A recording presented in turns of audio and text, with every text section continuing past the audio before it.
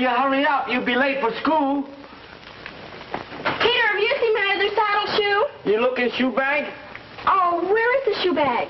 You find shoe bag. Woman driver, I had the right of way. Morning, Peter. Where are my eggs? You looking shoe bag? Here, I can't find it.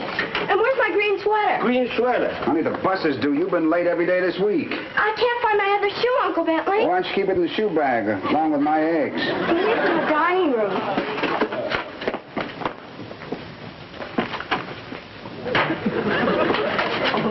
You wearing a sweater, too? Honey! Kelly! Honey! Uncle Bentley? Kelly! Uncle Bentley, you had it all the time. I'm sorry, dear. Wore it to the office yesterday. Now, Kelly, you've been going to school without breakfast every morning. Now, you just got to eat something. What's here? My books. Lunch.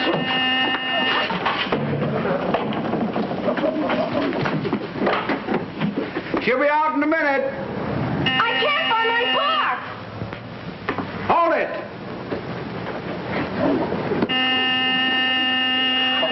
Hold it. Hold it. Where's Uncle Bentley? Let me off this bus. Let me off this darn bus.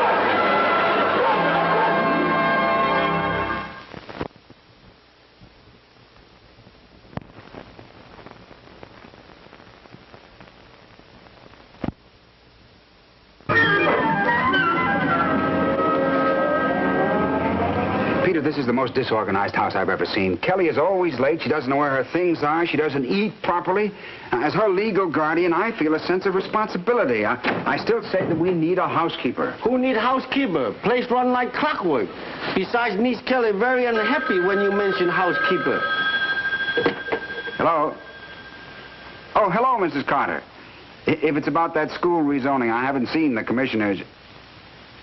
Oh? Kelly? Oh, yes. Yes, I guess I could see you then. All right, Monday then. Bye, Miss Carter. It was Kelly's principal. She wants to see me. That settles it, Peter. That settles it. You and I are just not equipped to handle her by ourselves. She needs a woman's guidance. Peter, she won't interfere with you. I'm getting her primarily for Kelly. You'll be in complete authority around the house. I still in charge? Complete charge. Good. Housekeeper fired.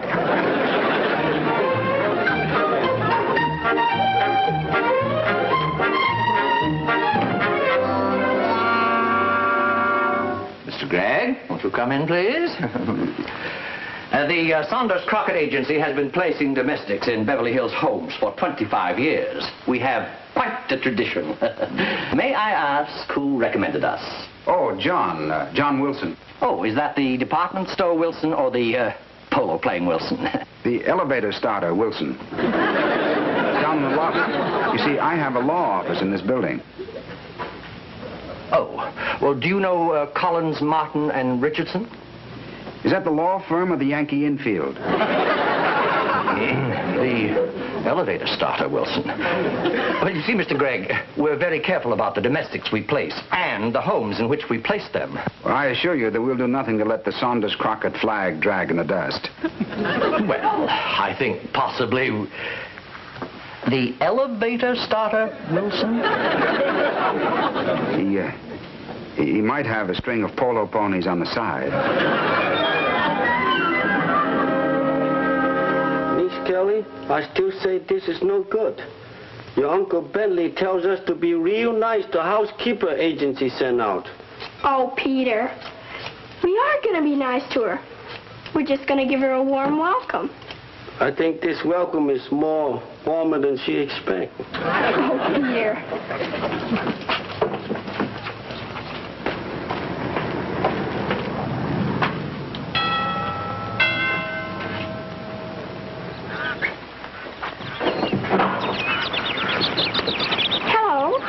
Mrs. Barker. I'm Kelly Gregg, and this is Peter. How do you do? Please come in, Mrs. Barker. Yes.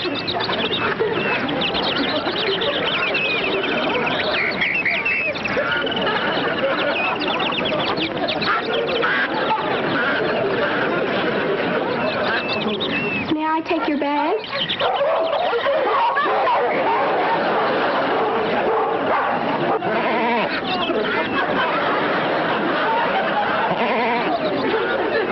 You have your room all ready.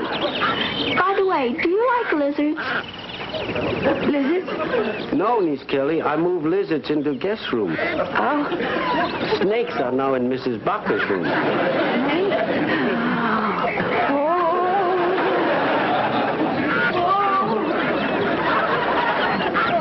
Peter, she left. That's gratitude. After we borrow all these pets to make her feel at home.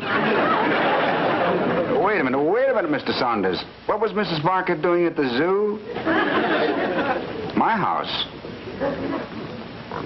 No, all I have is somebody else's dog and an etching of a covey of quail. Hmm? Oh, I see. I think that Mrs. Barker has met with some organized resistance in my household.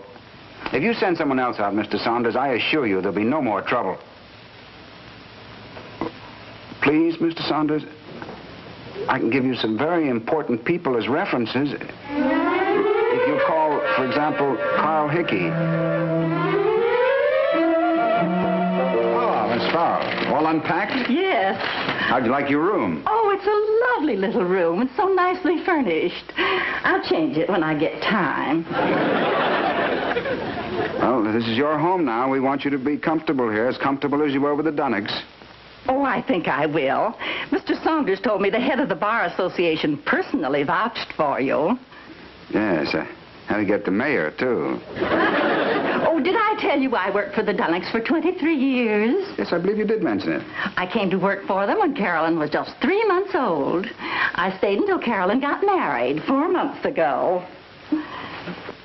Oh, did I show you a picture of Carolyn? Yes, I think you did. A lovely girl. She was the best behaved child in Beverly Hills. I knew them all. Oh, Carolyn married Frank.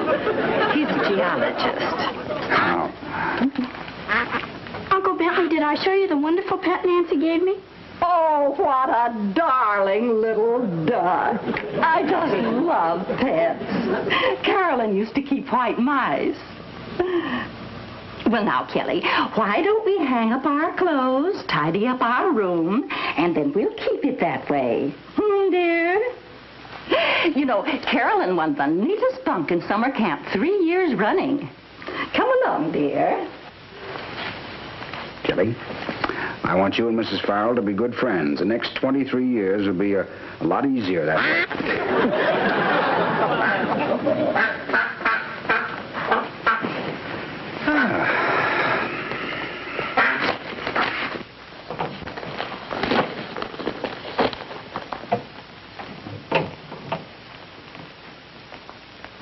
Mr. Gray, I want you to know I enjoy working for you for the past 8 years. Goodbye. Goodbye, Peter. Just leave a note for the milkman. Any money you owe me, send to the Seamen's Fund. No use pleading. I'll show you a picture of new employer.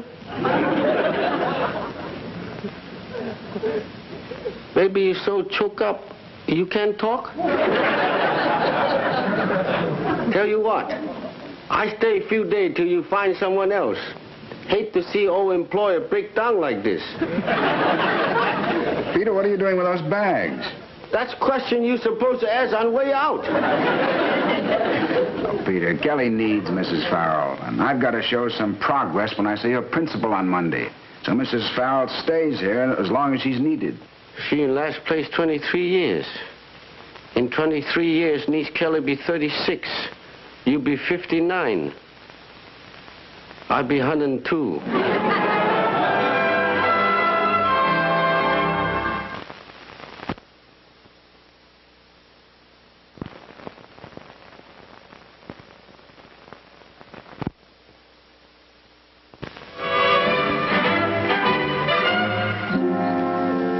Here he comes. Hi, Uncle Bentley. Hi, honey. Hello, Mr. Gray. Uncle Bentley, you were right. Mrs. Farrell is a doll. Oh, yeah. She wonderful woman. She most wonderful woman I ever met. Well, I'm happy to see that you two have adjusted so quickly. Though I'd be happier if you two weren't so happy. Don't know how we got along without her all these years. Mrs. Farrell explained the importance of proper nutrition. And starting tonight, I'm eating spinach regularly. See, I told you she'd be good for you. She most remarkable woman in world. I give all back wages and start statue for her. But she was supporting the Seamen's Fund. Dinner's nearly ready. Kelly, you go help Peter bring the dishes to the table. Carol is his mother's helper. Mrs. Farrell, I must compliment you. How did you convince her she ought to eat spinach? It's an old method I've always found effective. Children's eating habits are governed by their parents.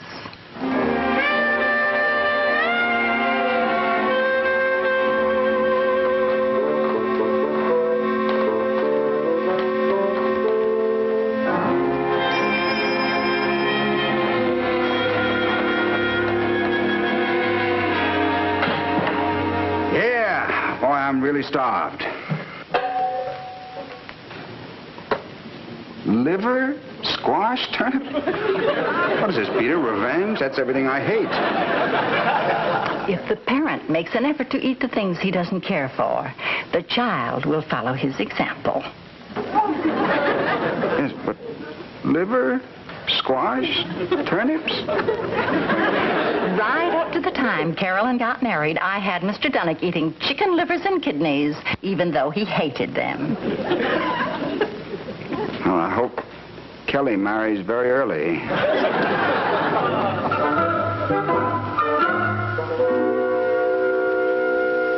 Well, what do you know? It's almost 9:30. Oh, my goodness. Why don't you trot off to bed? I'll lock up. Well, I have a friend coming. Young lady, we're going to listen to some records.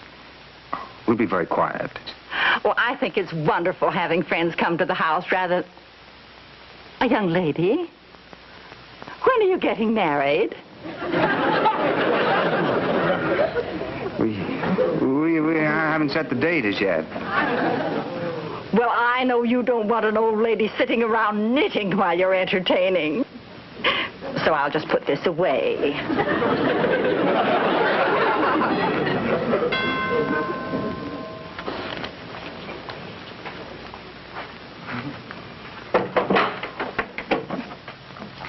Patricia, how pretty you look. Hello, Bentley.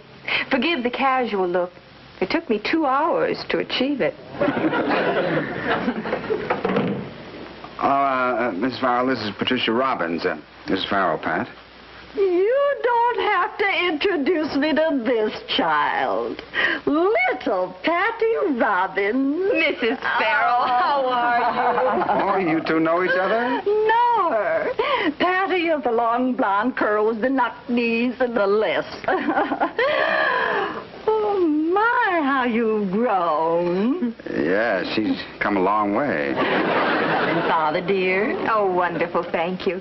They've been out of town. I'd like Bentley to meet them. Oh, there'll be plenty of time before your wedding. Tell me, dear, did your mother's sister Adele ever marry that man from Bakersfield with a mustache? The mustache? Mm-hmm. Uncle Dudley. Oh, yes. They have 3 children. No. 2 boys and a girl. All with mustaches. Gosh, you have a phenomenal memory, Mrs. Farrell. Oh, I remember every family on the block, and I know just what happened to all of them.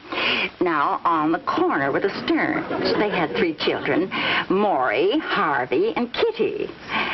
Kitty married, and the first time Carolyn brought Frank to the house, I said, honey, this is the boy for you. 6 months later, they were married. Over Mr. Dunnick's protest. I must call Carolyn. Well, they're still in Europe. Oh, heavens, it's 11 o'clock. How I've been talking. Oh, this couldn't have been much fun for Mr. Gregg. Bentley? Bentley? I heard every word through Harvey Stern's bar mitzvah. Excuse me, dear, I really must run off to bed. Give my love to your parents. Thank you, I will. Good night. Little Patty. Mr. Gregg, the last time I saw Patty was her 9th birthday, with the blonde curls, the midi blouse, and the lisp. She was the cutest child you've ever seen. Oh, my. Bentley?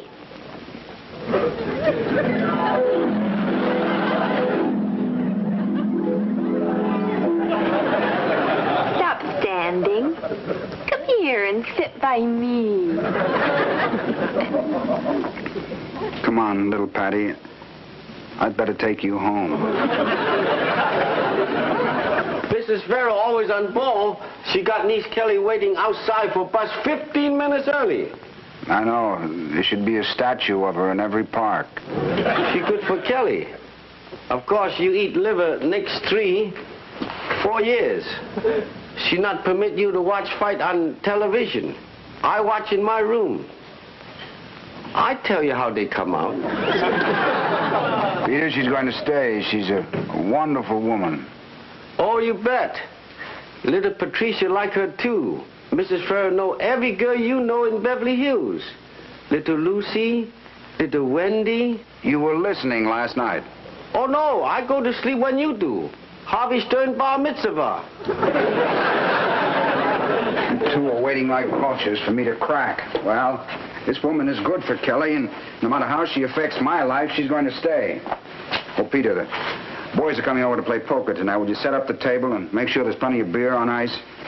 You play poker in front of Mrs. Farrell? Or you want me fix up garage? Why don't you go get your bags and try that death of a salesman routine again? This time I promise not to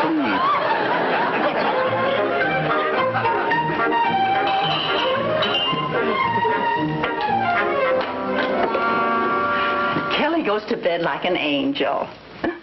Oh, a new dining room table?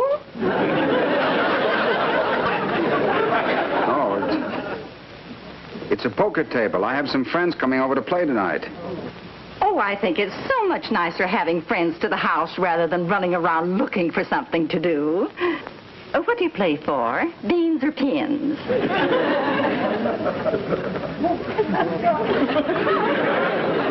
Neither. We play for matches. That's nice. Do you know the family next door to the Dunnocks used to play for money? And they drank, too. Oh, that's terrible. The Dunnocks moved the day after I found out. Can you imagine the influence on Carolyn? Gambling next door. Oh, I'll get it. I'll make some lemonade. Hi, Freddie. Get the small talk. I'm $40 in the hole from last week. Gripe. Here's a guy who cries as he's raking in the dough. Where's the beer? Hey, Red, how'd you get away from Florence tonight? You kidding? I just made an announcement. I was going to play poker, and if she didn't like it, tough. Where was Florence when you made the announcement? She's in Palm Springs with her mother. Hey, 1 o'clock time limit tonight, agreed? Yeah, only if I'm ahead. I stayed until 6 o'clock last week to get you even. We got Marty even. Tonight, let's get me even. You fellas got all my money, and I'm not drawing any interest. You're beefing. Hope this game has a pension plan. I'll need it when I retire. Hey, fellas, let's start out by playing for matches, huh?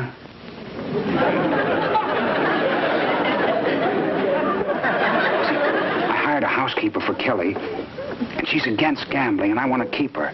So, until she goes to sleep, matches, huh? Matches? Have to win $150 million to get even. Gentlemen, this is Mrs. Farrell. Oh, I'm so glad to meet Mr. Gregg's playmates. Please go on with your game. Oh, fine. If I lose, I can burn the house down. Have you gentlemen met Mr. Gregg's fiancée? No, my fiancée, don't you? Patricia Robbins? Oh, yeah. A very beautiful tomato. A very nice girl. Yeah, I'm going to be best man. Oh, you promised me. I want to be flower girl. I'll venture 2 matches. I'll call, and I'll raise you 1/2 match. I'll drop. I lost 40 matches on a horse this afternoon.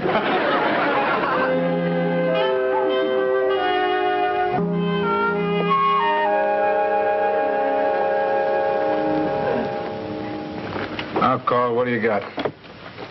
3 kings. Oh, shucks, and I had 3 queens. Bentley, do 5 of the same suit count for anything? It's only a coincidence, Cecil. My, this is exciting. Would you boys mind if I took a hand? 9:15. I'd better quit. These games are getting later and later. Yeah, later and later. Yeah, I gotta run, too. Oh, did I tell you my wife's in the hospital? Oh, what's the matter? I forget. I think she's having a baby. Yeah, I'd better go home and give my canary his 10 o'clock feeding, or he just won't sing the next day. And thank you for a lovely evening. Oh, won't you take some cookies home with you? Why don't you stuff some lemonade in the other pocket? My, what a nice group of boys. But that one man, he said he thought his wife was having a baby. Wasn't he sure? Oh, they're a very happily married couple. She's always playing surprises on him.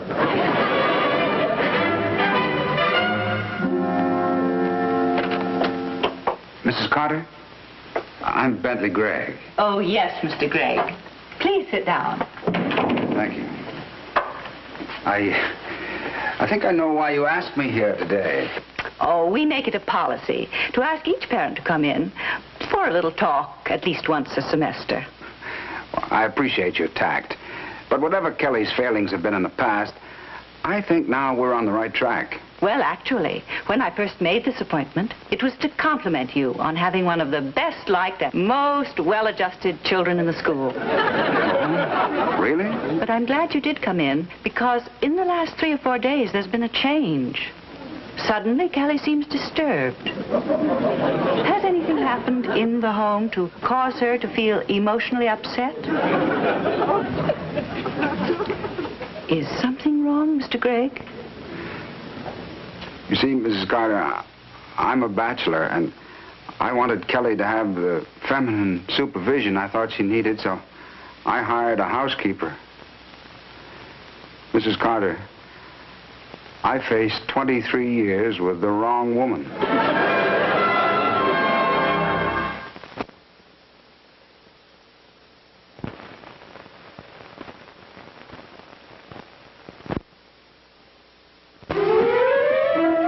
Now, Kelly, you be a good little girl and remember all the things I've told you. What's the matter? Where are you going? Oh, I'm sorry, Mr. Gregg. I'm leaving. Leaving? I've been happy here, but Carolyn needs me. Well, Mrs. Farrell, we need you, too. Where can I drive you? Carolyn's having a baby. A little baby. A gift from heaven. That's your cat, Mrs. Farrell. I'm sorry if I've inconvenienced you, Mr. Gregg. I've been happy here. You know, the strangest thing happened when I called Mr. Saunders to tell him I was leaving. I heard a scream, and then a body fall. Oh, I wouldn't worry. He's very emotional. Goodbye, Kelly, dear. Oh, I'm going to miss you. All right, young lady. We'll try it without a housekeeper. But you're going to get to school on time, and you're going to eat properly. Saw your principal, Mrs. Carter, today. She said some very nice things about you. Proud of you. Nice lady. She's great help in kitchen. And I was beginning to like spinach. What are we going to do without her, Mr. Gregg? Well, tonight I'm going to play poker, and tomorrow night I'll have a date with my ex-fiancée, and the night after that I'll play poker again. I'm going to miss her more than either of you.